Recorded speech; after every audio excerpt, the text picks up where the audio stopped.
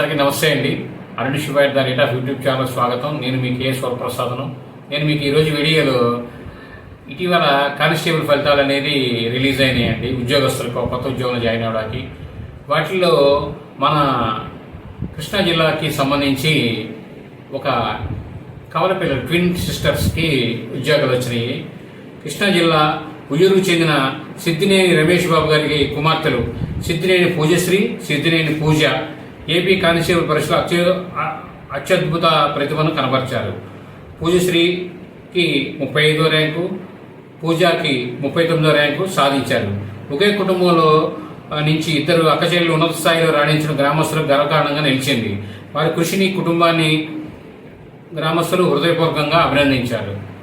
చదువు అనేది ఒక వజ్రం లాంటిదండి. చదువు అనేది ఒక వజ్రం లాంటిది. వజ్రం అనేది ఎప్పుడు మనకి విలువ అనేది తగ్గదు. వజ్రం ఎప్పుడైనా వజ్రమే.